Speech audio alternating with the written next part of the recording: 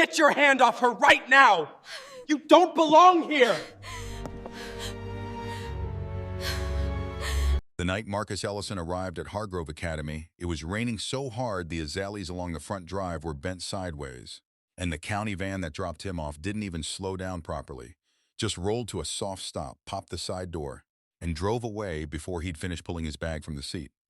He stood on the top step of the school's front entrance in a gray thrift store, coat with his collar turned up and one duffel bag hanging from his left hand.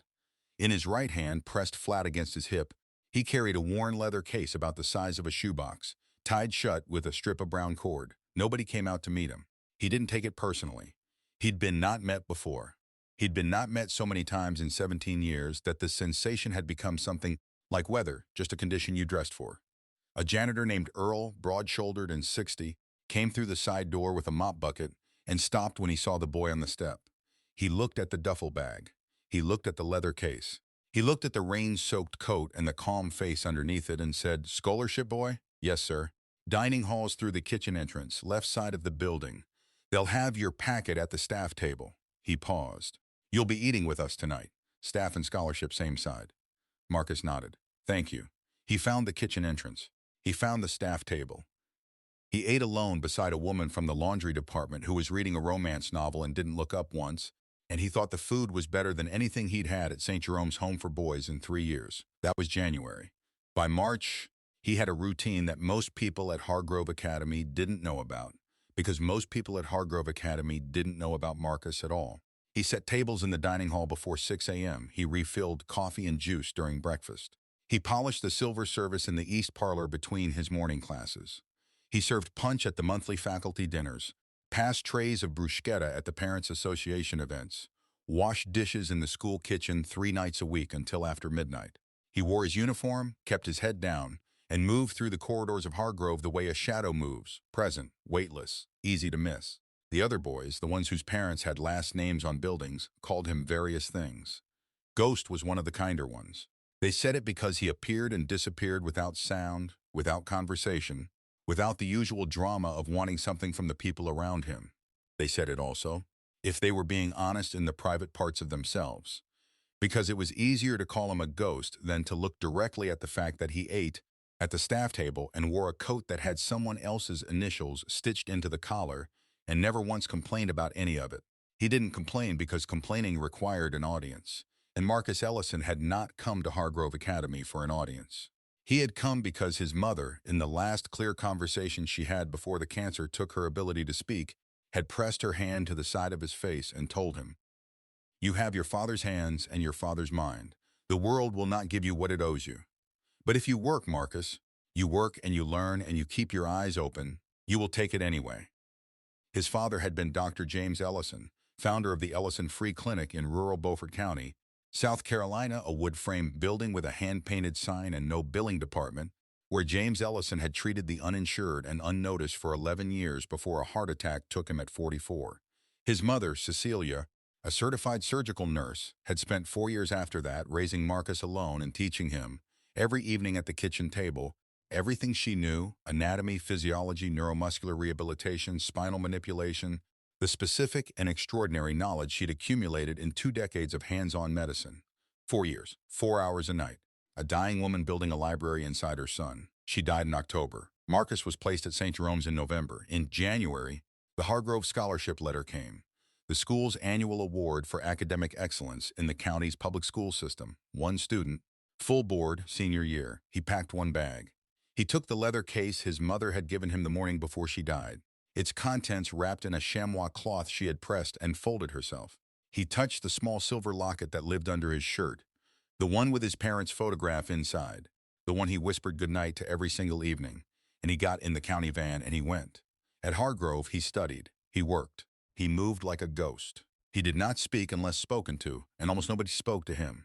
He had one ally in the building, Coach Raymond Dupree, the athletic director and PE instructor, a former college running back with a Marine's posture and the kind of eyes that noticed everything, including the scholarship boy who arrived in January and had not in 8 weeks been invited to sit anywhere, at any table, by anyone. Coach Dupree had been at Hargrove for 14 years. He had seen many things. He recognized what Marcus Ellison was, and he kept a quiet and respectful distance, close enough to be useful, far enough not to crowd. He believed in giving people room to be who they were becoming.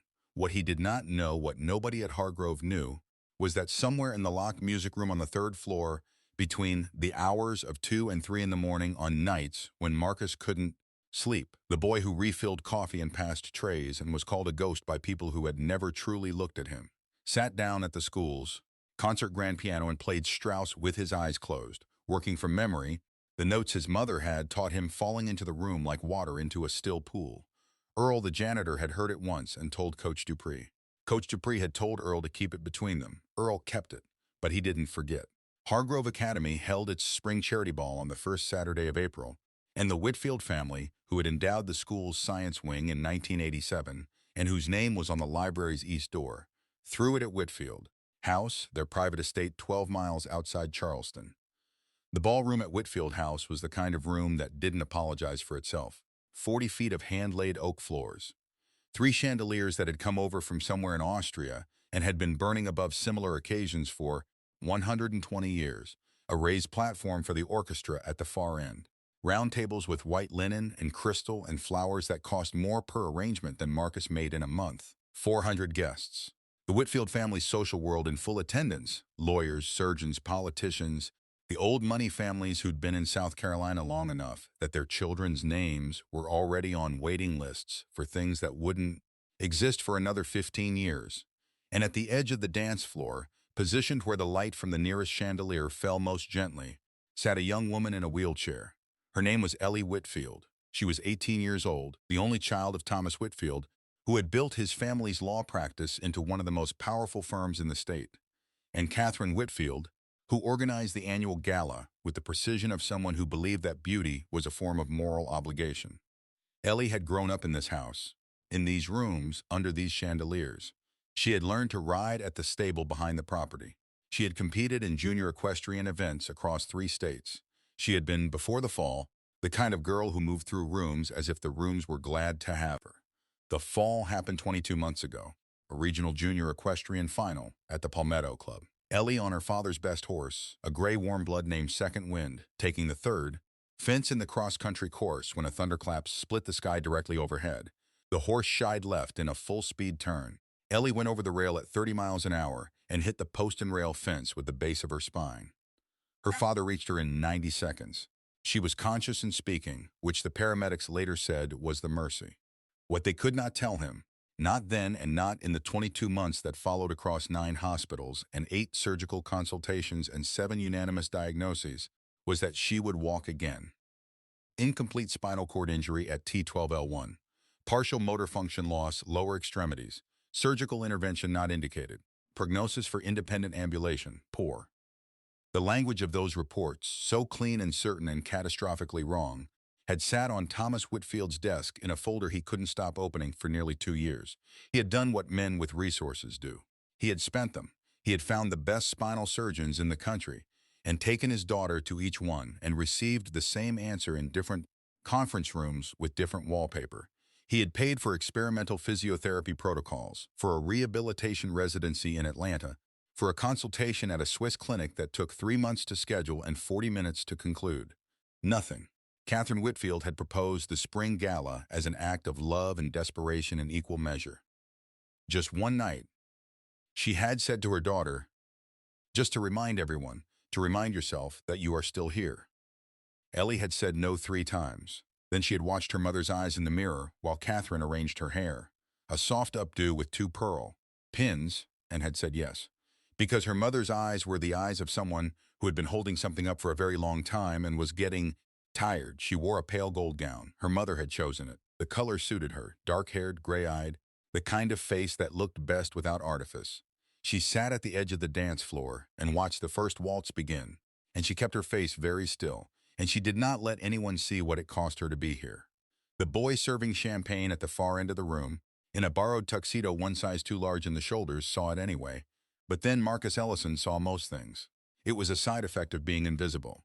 The rejections began during the second waltz.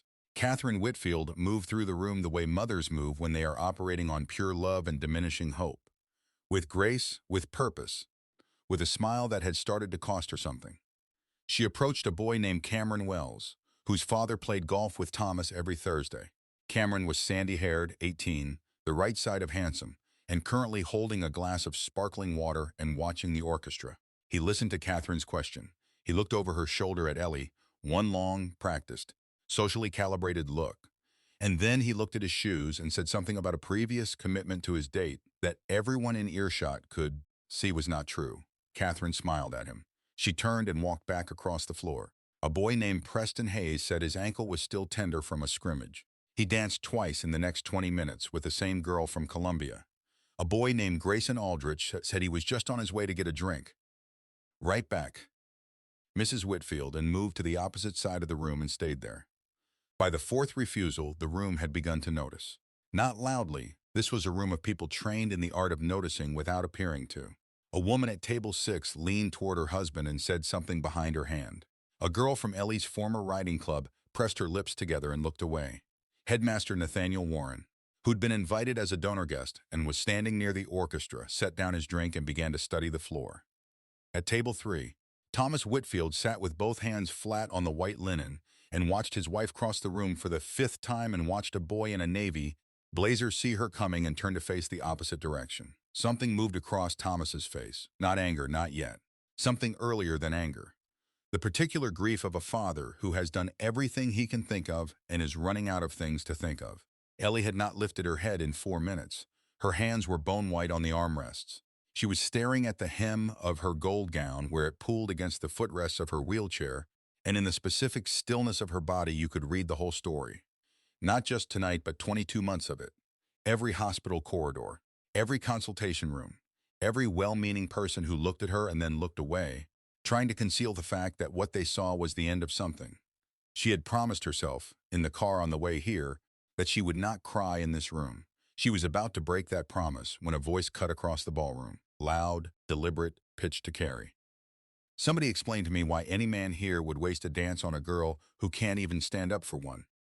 The voice belonged to a boy named Sutton Bryce. Sutton Bryce was the senator's son, not any particular senator's son in a story, but the particular kind. The boy who has been told his entire life that his family name was a license, who had developed at 18 the specific cruelty that comes from never once being held accountable for anything. He stood near the champagne table with 3 lacrosse teammates arranged around him, and a look on his face that was performing amusement for an audience he assumed was on his side. The teammates laughed, not all of them genuinely, but they laughed. Broken doll, Sutton said, reaching for another glass. Even her own dance card came back empty. This was the moment. Later, the people who were in that room would describe it in different ways. A retired surgeon at table 7 said it was the stillest he had ever seen 400 people go at once. The wife of a state representative said it felt like the air had been removed from the room and not yet replaced.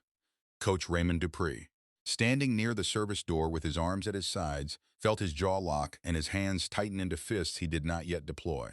At the far end of the room, beside the champagne fountain shaped like the Whitfield family crest, a tall black boy in a borrowed tuxedo set down the bottle he was holding.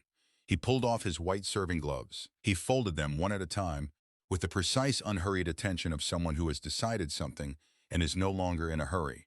He placed the gloves on the silver tray. Coach Dupree, across the room, met his eye. A single nod passed between them.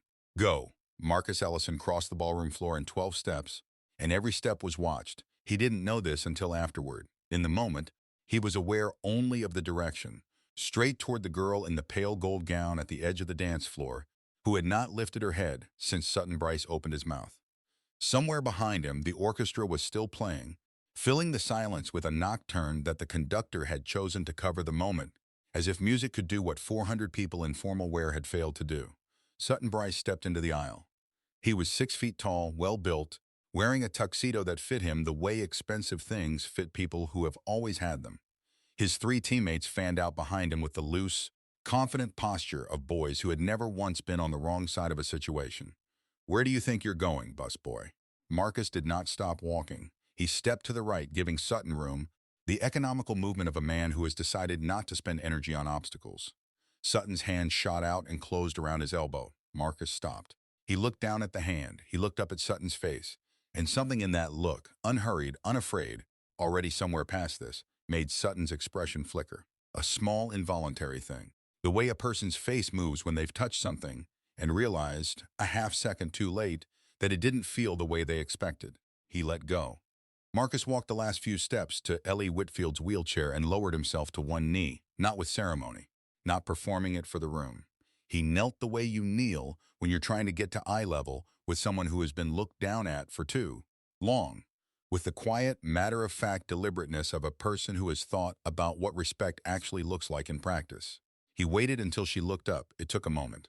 Her eyes, when they came up, were gray and still wet at the edges, and they moved over his face with the particular caution of someone who has learned to wait for the catch. There was no catch. "My name is Marcus Ellison. I work the kitchen at Hargrove." He said it straight, no apology in it, no hedging. "I'm sorry for what they said. I'm sorry for all of it." Ellie said nothing. Her lower lip moved once, steadied. "Miss Whitfield," Marcus said, "may I have this dance?" The way he said it, no pity in it, no performance of virtue, no... Despite everything, layered underneath, was the thing that moved her. It was an honest question. The kind a person asks when they mean it, when they want the specific thing they're asking for and not the story they get to tell later about having asked. She stared at him for a long moment. "I can't dance," she said. Her voice was low, careful. "I know what they told you," Marcus said. "I also know they were wrong." He paused. "But before I try to prove that, I want to be the first person tonight who asks you like you're someone who deserves to be asked. Not a condition, not a situation. You." Behind the wheelchair, Catherine Whitfield made a sound she tried to swallow.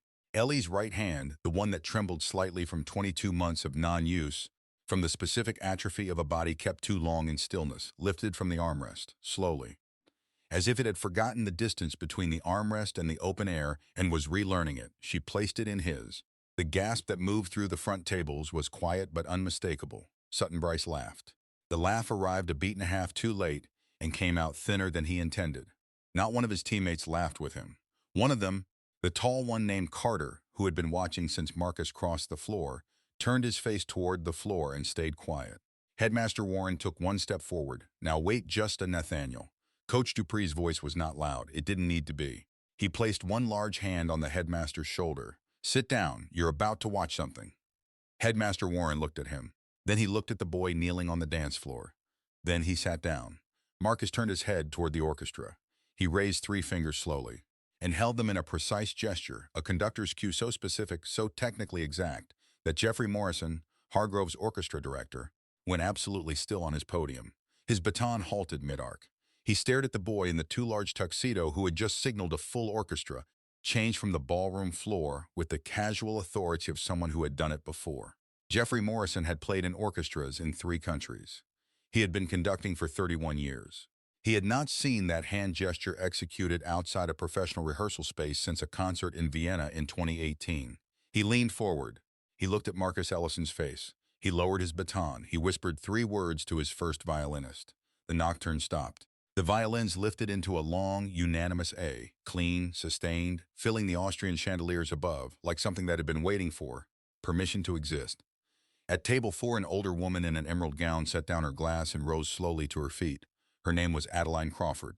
She was 79 years old, a retired professor of dance medicine from the Medical University of South Carolina, and she had not stood without her cane in public in 4 years. She stood now without it. Her eyes were locked on the boy kneeling beside Ellie Whitfield's wheelchair, and her lips had parted and she was saying something under her breath that the person next to her couldn't quite hear. Marcus placed his right hand lightly behind Ellie's shoulder. His left hand stayed in hers. He didn't look at the room. He looked at her. "I'm going to ask you to trust me for 60 seconds, that's all. After 60 seconds, you can tell me I was wrong, and I'll take you right back where I found you." Ellie looked at the hand on her shoulder. She looked at his face. 60 seconds, she said. The first chord of Strauss rolled across the oak floor of Whitfield House. Marcus did not begin a dance. Not yet. His right hand, resting behind Ellie's shoulder against the pale gold fabric of her gown, began to move. 1 inch lower, then another. His fingers were not random in their placement. They moved with the concentrated precision of a person reading something, finding a text they already know by heart, turning to the right page. Through the fabric, his fingertips found the ridge of her spine and began to move along it with a pressure that was barely pressure, more like attention, like listening with the hands. Ellie stiffened slightly. "What are you doing?" "Reading," he said quietly. "Please stay still." His thumb tracked vertebra by vertebra. T10, T11, T12, L1. He stopped at L1. His jaw tightened once, almost imperceptibly. He stayed there for 3 full seconds, feeling the rotation, 4 millimeters off true center. The bone carrying a twist that had been locked in place since the moment Ellie hit the fence rail at the Palmetto Club 22 months ago. He felt the way the displaced vertebra had compressed the dural sleeve around the sciatic nerve root. He felt the fibrous tissue, dense, ropey, the product of nearly 2 years of the body doing what bodies do when something hurts, wrapping the hurt in layer after layer of protective scar. He had felt this before. Not on Ellie, but on the people his mother had brought him trained to observe in the small treatment room at the back of his father's clinic when Marcus was 8, 9, 10 years old. He had felt it under his mother's guidance and then later, under his own hands while she watched and corrected and refined. 3 gates, Cecilia Ellison had called it. 3 points along the sciatic pathway, held and released in sequence. The body knows how to heal itself if you give it the right key. Your job is not to force the door. Your job is to find the key. Marcus had been finding keys since before he could read. He moved his attention lower, tracking the path of the sciatic nerve out of the compressed root, through the surrounding musculature, down into the territory of Ellie's legs. He felt the nerve signal, muted, strangled, still present beneath the obstruction like a river that has been dammed and not destroyed. He straightened up slightly. He looked at her face. "Miss Whitfield, I need to tell you 3 things. "Okay," she said very quietly. "First, your spinal cord is not severed. It never was." A breath moved through her that was almost a sound. "Second, when you fell, the L1 vertebra rotated and locked in a position that has been compressing the nerve root below it for 22 months. The tissue around that compression has scarred. Every physician who looked at your MRI saw what they expected to see, a paralyzed cord. Not one of them examined the rotation." He paused. "Third, I can release that compression tonight, in this room, in about 4 minutes, if you'll trust me." Behind the wheelchair, Catherine Whitfield gripped the back of the chair with both hands to stay upright. Thomas Whitfield was already out of his chair at table 3, moving across the dance floor, his face the color of winter. "What is this? What is he saying to her? Margaret, get." The voice that stopped him was old and clear as a bell. "Thomas Whitfield, stop where you are." Adeline Crawford had crossed 20 feet of ballroom floor and was standing between Thomas and his daughter, and she was not using her cane, and the look on her face was the look of a woman who has spent 50 years being right about things the world was slow to agree with. "Professor Crawford, look at his hands, Thomas." He looked. Marcus's right hand was still positioned along his daughter's spine. The fingers were not fumbling, not searching. They were placed, each one on a specific anatomical point, with the settled confidence of a hand that has been trained to find these points the way a musician's fingers find keys in the dark. Index finger on the L1 spinous process, middle finger along the sacroiliac joint margin, thumb cradling the posterior iliac crest. Adeline Crawford's voice, when it came, was barely above a whisper. "Thomas, I trained spinal manipulation specialists for 31 years at Musk. I've evaluated 200 hands in that work." She paused. "I have never in my career seen a hand find an L1 rotation through a ball gown in under 40 seconds. She looked at Marcus. "Who trained you?" Marcus's eyes did not leave Ellie's. "My mother," he said. Thomas Whitfield stared at his daughter. He had spent 2 years and a great deal of money and an immeasurable amount of hope on 9 hospitals and 8 surgeons and 7 diagnoses, and the answer, if this was an answer, was kneeling on his dance floor in a borrowed tuxedo. "Ellie," he said, his voice cracking on her name, "Baby, it's your call, whatever you want." Ellie looked at Marcus. The tears had stopped. Something had replaced them, a small specific flame that Catherine Whitfield recognized before she could name it, because she had last seen it in her daughter's eyes on the morning she left for the Palmetto Club. "Do it," Ellie said. They used the antique chaise at the edge of the dance floor, a long velvet thing upholstered in deep blue that had likely never been used for. Anything more dramatic than someone sitting down after too much champagne. Marcus slid one arm beneath Ellie's knees and one beneath her shoulders and lifted her from the wheelchair with the spinal alignment and practiced economy of someone who had performed this transfer 1,000 times, which, if you counted the hours in his father's clinic and the evenings in the makeshift treatment space of their kitchen, he more or less had. He laid her face down on the chaise with quiet care, smoothed the gold gown over her legs with a gesture of simple, unsentimental respect. He turned to the room. "I need everyone behind the table line, no phones, no flashes." His voice was calm. "Please." Nobody moved for 3 seconds. Coach Dupree stepped forward from the service doorway and said one word, the way he said it on game days when people needed to hear that the situation was decided. "Move." 400 people moved. Marcus knelt beside the chaise. He laid his palms flat on Ellie's back, reading the terrain one last time, confirming what he already knew. Miss Whitfield, the first point won't hurt. It'll feel like warmth. The second will feel like electricity through your lower legs. The third step is one sound, sharp, brief. After that, we find out. Ellie's voice came out muffled against the velvet. And if you're wrong? He was quiet for a moment. The orchestra was holding its breath. 400 people were holding their breath. Then we've lost 4 minutes, he said. And you're exactly where you were before I walked across this room, and I spend the rest of my life apologizing for that. A pause. But I'm not wrong. He found the first gate. The anatomical pressure point sat at the outer margin of the L1-L2 facet joint, the first of 3. Sequential releases his mother had spent months teaching him to find, hold, and activate. He pressed with his right thumb, sustained, steady, holding the count in heartbeats rather than seconds the way Cecilia had taught him. On the 6th heartbeat, Ellie exhaled. There's heat, she said, surprised. Marcus, there's heat in my lower back. That's the nerve waking up. Stay still. Catherine Whitfield dropped to her knees beside the chaise and took her daughter's hand and pressed her forehead against it and didn't try to speak. Marcus found the second gate, the compression point along the right sciatic pathway where the nerve exited its foramen and passed into the piriformis tunnel. He held it. Pressed, released, pressed again in the specific rhythm his mother had drilled into him over hundreds of evenings, the rhythm that allowed the surrounding musculature to stop fighting what was happening and start assisting it. Ellie made a sharp sound. My feet. I can feel something in my feet. That's electricity, Marcus said. That's correct. That's the signal getting through. He moved his hands. Now the third. He found L1, the rotated vertebra, the key, the thing that had been wrong for 22 months while 8 surgeons looked at images of it and saw something different than what was there. He positioned his right palm flat over it, his left forearm braced beneath Ellie's lower ribs. Breathe in, he said, now out, now empty. The room was so quiet that when he said 3, you could hear it at every table. 1, 2, 3. The sound was small, clean, definitive. Like a note finding its true pitch after a long time slightly off. Ellie's whole body went rigid for 1 heartbeat, then released. And then, in a voice that didn't sound like a girl who had been crying, a voice that sounded like someone opening a door they had stopped believing was a door, she said, I can feel my feet. Oh God, I can feel my feet. Thomas Whitfield, who had been standing 3 feet away with his hands pressed flat against his mouth, made a sound he would not be able to describe afterward. He sat down in the nearest chair and put his face in his hands, and his shoulders shook. Sutton Bryce, somewhere behind the table line, said something. Something about tricks, about fraud, about stage performances. The word rigged came out of his mouth. Nobody looked at him. Not one person in that ballroom turned their head. Marcus helped Ellie sit up slowly, his arm supporting her spine, giving the nerves time, the way a field gives seedlings time after winter. Not forcing, not rushing, just providing the conditions for what was already trying to happen. He knelt in front of her, both her hands in his. Your legs are not recovered, he said, clearly and honestly. The signal is restored.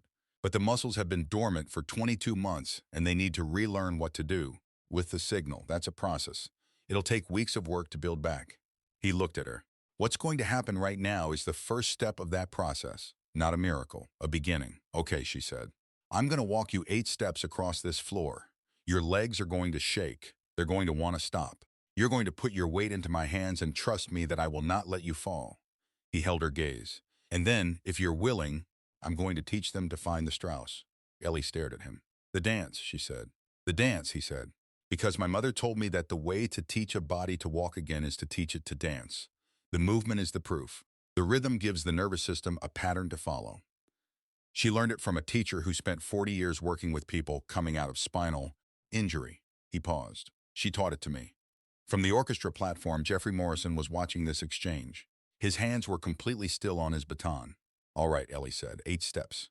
She leaned her weight forward into his hands, and Marcus stood with her, slowly, precisely, his body serving as the structure her legs were still learning to trust. She rose 6 inches, 8. Her knees shook, her thighs, dormant since April of the year before last, fired with the uncertain, overwhelmed urgency of a system being called back into service after a long absence. She rose 12 inches. She was standing. For 3 full seconds, in the ballroom of Whitfield House, under 3 chandeliers that had burned above 100 years of occasions, Ellie Whitfield stood on her own feet. Her right foot, without being told, moved forward, half a step. Then her weight followed it.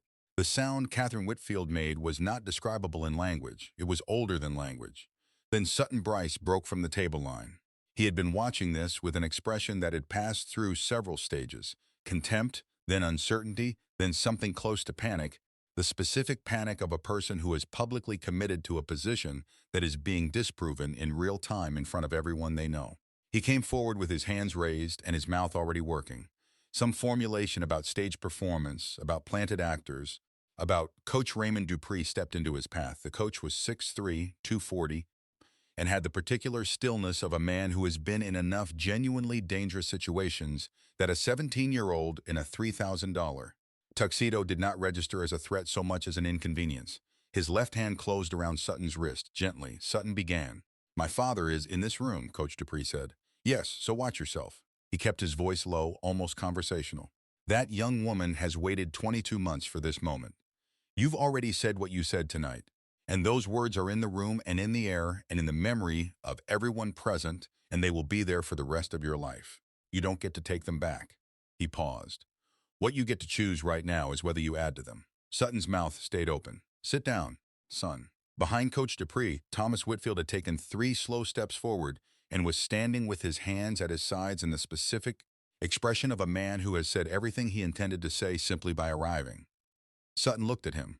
Something in Thomas Whitfield's face, not hot anger, but the cold bedrock kind, completed what Coach Dupree's words had started. Sutton Bryce sat down. He didn't say another word. Jeffrey Morrison lifted his baton. The orchestra found Strauss, Tales from the Vienna Woods, taken up at the second movement, the slow one, the one that begins like a sunrise over the slow curve of the Danube and builds into the kind of music that makes the human body want to move the way it was designed to move, which is to say freely, with joy, without thinking about it. Marcus turned back to Ellie. "Right foot first. Don't look down, look at me." She looked at him. Her right foot came forward, 4 inches, then 5. The heel touching oak, the weight following, left and breathe. She breathed. The left foot came. Her knees were shaking, and her thighs were burning in the way that muscles burn when they're being asked to remember something they haven't done in a long time, and it was the best pain she had felt in 22 months, because it was her pain, her own body doing its own work, not the flat, disconnected nothing of nerve damage. "Now we sway," Marcus said. "Don't think about the steps. Think about the count. 1, 2, 3. Hear it? Let your hips find it first. Your feet will follow." He shifted his weight gently to the left. Hers followed, then to the right. Then the count caught in her hips, the rhythm lodging in the nervous system the way rhythms lodge when they find a willing body, and something loosened in her spine and her shoulders, and the first full rotation began. It was small. It was unsteady. Her left ankle wobbled. Her right knee dipped. Marcus's hands held the frame, adjusted, supported without restricting. The specific, invisible partnership of a good lead, which is to say, making the other person feel capable of things they couldn't have done 5 minutes ago. The first rotation completed. Adeline Crawford, standing in the front row without her cane, pressed both hands to her mouth. The second rotation began. Ellie's weight was distributing more evenly now, the neural pathways running their signals with more confidence as they went, the muscles receiving the instructions and responding with increasing clarity. On the third rotation, something shifted. Some threshold was crossed, and she felt it. Not just the movement of her legs, but the control of them, the sensation of choosing a step and having the step happen, the profound and ordinary miracle of a body doing what it's told. She laughed. It came out of her unannounced, without warning, the laugh of a person surprised by their own joy. Short, bright, slightly stunned. The kind of laugh you laugh when something you stop believing in turns out to be real. Catherine Whitfield, sitting on the edge of the chaise with her daughter's wheelchair beside her, heard that laugh and made a sound that was half sob and half laugh herself, and buried her face in her hands. Thomas Whitfield, still standing 3 steps behind, pressed the back of his wrist to his mouth and did not try to hide his face. 4 rotations. 5. The Strauss rose toward the famous lifting phrase, the one that climbs and opens, the one that asks the body to go with it. Marcus did not push her into it. He let the music ask, and he let her answer at her own pace, and when she answered, it was with the particular grace of someone remembering something they'd forgotten they knew. On the 6th rotation, her left foot slipped. She started to go down. Marcus's arm came under her before she completed the first 2 inches of the fall. He swept her into a supported hold, smooth, no gap in the music, no break in the count, lifted her through 2 beats of the waltz and brought her, feet back to the floor on the third, and resumed the rotation as if the stumble had been choreographed. It was the most beautiful thing Adeline Crawford had ever seen, and she had seen a great deal of beautiful things. Headmaster Warren, standing beside Coach Dupree, whispered, "How long has he been trained?" Coach Dupree kept his eyes on the floor. "Since before he could read," he said. "The seventh rotation." The eighth. Marcus brought Ellie with the lightest possible pressure on her right shoulder into the final figure. A long, slow, supported lean backward, his hand cradling the base of her spine with the same care a father uses when he first holds a child. Her dark hair swept back. The chandelier light caught the gold of her gown and scattered across the oak floor. The orchestra hit its resolving chord and held it, held it, held it. He brought her upright. Ellie Whitfield stood in the center of the ballroom of her own home, on her own 2 feet, breathing hard, with tears running down her face and a smile she couldn't have held back if she'd tried. The first person to applaud was Adeline Crawford. The second was Thomas Whitfield, who was already weeping. And then every soul in that room came to its feet all at once, all 400 surgeons, lawyers, politicians, the old money families, 6 lacrosse boys who would not sleep easily for some time, and the applause did not stop for a long while, and it wasn't the kind of applause a performance gets. It was the kind that comes out of people when they have been in the presence of something true and have no other way to say so. Ellie turned her face up to Marcus's. The noise of the room fell away from her expression. What was on her face was not relief exactly, and not just happiness. It was something more specific than either of those. The look of a person who has been living on the wrong side of a door for a long time, and has just come through it, and is still blinking in the new light. "I forgot I was still in here," she said. She pressed her right hand flat over her chest. "I forgot." Marcus looked at her. Something moved across his face. Not the small, private smile he'd been keeping to himself all evening, but the full version of it, the one he kept for things that were true and good and earned. He lifted her hand and bowed his head over it. "Welcome back, Miss Whitfield," he said. In the front row, 3 things happened in that sequence. Marcus straightened up, and the silver locket he wore under his shirt, the one he had touched every night since he was 13 years old, whispered goodnight to, carried across every threshold of his life, caught on the cufflink of his borrowed tuxedo as he moved. The clasp opened. The locket fell into his palm, swinging free, the hinge falling wide. Adeline Crawford was 3 feet away. She saw the photograph inside. Her cane hit the floor. She stared at the small, slightly faded image. A tall black man in a white coat kneeling on the porch of a wood-frame clinic, holding a laughing small boy in his arms, a hand-painted sign behind them reading, "Ellison Free Clinic, Beaufort County, South Carolina." Her voice, when it came, was not loud. It carried anyway. "James," she said. "That's James Ellison." The name moved through the room in a specific way, not like gossip, but like a bell. A retired cardiologist at table 6 rose to his feet. The wife of a former state representative covered her mouth with her hand. A woman from Columbia who had been smiling through the applause sat down hard because she had once, in 2011, when she was 23 and uninsured and frightened and had nowhere else to go, walked through the door of the Ellison Free Clinic with a fever that had been running for 9 days. Adeline Crawford took 1 step toward Marcus. Her voice was full of something that was not quite prayer, but was related to it. "Young man, look at me." She waited until he did. Are you James Ellison's boy?" Marcus looked at the photograph in his palm. He looked at the 79-year-old woman who had known his father when they were both young and full of something the world hadn't finished with yet. "Yes, ma'am," he said. Adeline Crawford's hand came up to her mouth. Her eyes closed for 1 moment. 2 tears moved down her face. Then she opened her eyes and looked at Marcus with an expression that held 30 years of knowing what his father had been and what it meant that this boy existed. Thomas Whitfield had crossed the floor and was standing in front of Marcus now. His voice had come apart at the edges. "James Ellison." "The James Ellison. From the Free Clinic in Beaufort County." He looked at Marcus. "My brother-in-law was treated there in 2008. Couldn't afford anyone else. Your father refused to take a cent." He stopped, gathered himself. "And your mother?" "Cecilia Ellison, surgical nurse. She died 2 years ago." Marcus's hand closed gently around the locket. "Before she died, she spent 4 years teaching me everything they both knew. Every evening. 4 hours." He paused. "She said the clinic didn't die with my father. She said it lived in whoever learned from him." The ballroom was so quiet that when Jeffrey Morrison set his baton down on the orchestra rail, the sound of it landing was audible in every corner. Thomas Whitfield did something that no man in his family had done in 3 generations. He knelt on the oak floor of his own ballroom, in front of his wife and his daughter and 400 witnesses. Thomas Whitfield went down on one knee in front of an 18-year-old black orphan in a borrowed tuxedo and took both of Marcus's hands in his. "There is no amount of money in this world," he said, his voice wrecked and certain, "that can balance what you gave my family tonight. But for as long as I live and as long as I have anything to give, you will want for nothing. You will sleep in no borrowed beds. You will eat no more meals at the staff table unless you choose to. From this night, the Whitfield family is yours if you will have it." Marcus looked at him for a long moment. His eyes were wet. For the first time all night, the first time anyone in that room had seen it. "Sir," he said quietly, "my father would have done this for free." Thomas Whitfield looked up at him. "I know, son." His voice broke. "That is exactly why we are going to honor him." He rose. He turned to face his guests. "Before this evening ends, I have one announcement." He looked at Marcus. "The Whitfield Foundation will commit $50 million to the reestablishment of the Ellison Free Clinic in Beaufort County. Free care, no billing department, no exceptions. Run by Dr. James Ellison's son when he's ready and by the finest physicians in this state until he is." Ellie, standing beside Marcus with her hand on his arm for balance, turned her face to her father's. The smile that came was the one Catherine Whitfield had been praying to see for 22 months.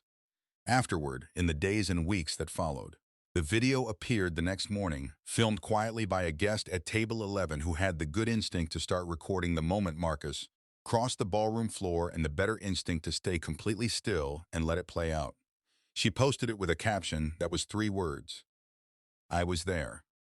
By that evening, 12 million people had watched a black orphan in a borrowed tuxedo kneel in front of a girl everyone else had walked away from, read her spine through a ball gown, and return her legs to her.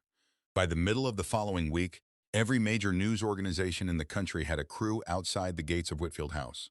Sutton Bryce's words, all of them, the full measure of them, caught on the same live stream the school's public relations office had set up to promote the gala's charitable giving, became the most played clip of the year. 6 seconds of cruelty followed by 47 minutes of its answer.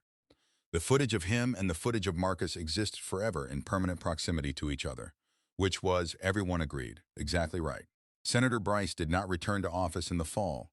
His concession speech did not mention his son. Sutton Bryce was withdrawn from Hargrove Academy within 1 week. His enrollment at his chosen university was rescinded.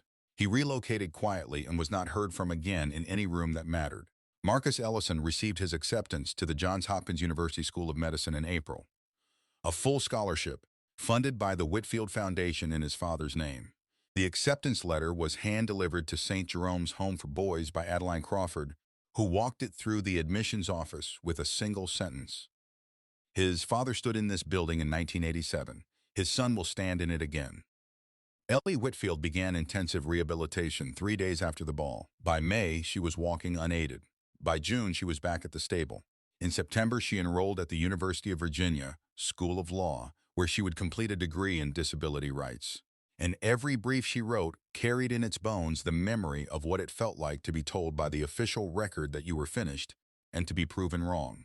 Every year on the anniversary of the ball, they came back to Whitfield House, the orchestra, the oak floor, the 3 Austrian chandeliers burning above, and in the center of the room, 2 people danced one slow waltz to Strauss.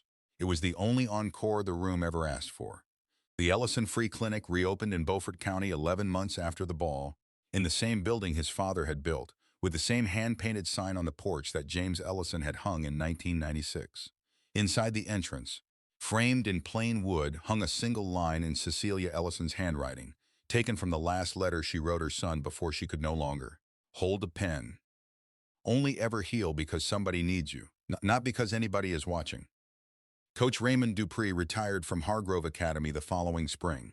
At his retirement dinner, when asked for the secret of his career, he sat for a moment before he answered. Then he said, "I had the honor of carrying James Ellison's son in my heart for the better part of a year, and watching over him until the moment the world figured out what it had." He paused. "Some debts you spend a lifetime paying. The lucky ones, you get to pay in full. This is not in the end a story about dancing. It is a story about a room and who gets to be in it. A room with chandeliers and fine linen and 400 people, and a girl at the edge of the floor whom nobody thought worth one song. A boy pouring champagne at the back of it whom nobody thought worth asking. And the specific cruelty, so ordinary, so dressed up, so practiced, of a world that sorts people into visible and invisible and calls it order. Sutton Bryce was not the villain of this story. He was the symptom. The villain was the 400 people who sat in their chairs and watched a girl get dismantled at her own birthday and didn't stand up. The senators and the surgeons and the old money families who had been in rooms like that their entire lives and knew exactly what they were, witnessing and chose the comfort of not getting involved. The hero walked across 40 feet of hardwood floor in a borrowed tuxedo and didn't wait for permission. Here is what Marcus Ellison carried into that room: his father's training, his mother's voice, 4 years of kitchen table medicine, and the absolute conviction of a person who has been invisible long enough to know that being unseen is not the same thing as being small. He didn't need the room to know who he was. He already knew. That is the thing that quiet people carry, the people who set the tables and refill the glasses and move through the corridors while everyone looks through them. Not resentment, not the slow accumulation of grievance. The knowledge, deep practiced, unshakable, of exactly what they're worth, and the patience to wait for the moment when the room finally catches up. Every room has a Marcus. Every dance floor has an Ellie. Every ballroom has its Sutton Bryce, performing cruelty for an audience he assumes is with him. And every borrowed tuxedo has a locket inside it, with a photograph of someone who did this work before the world was watching. The table doesn't give you the gift. The gift is why you were already at the table. For every Marcus still at the staff table, and for every Ellie who put her hand in his.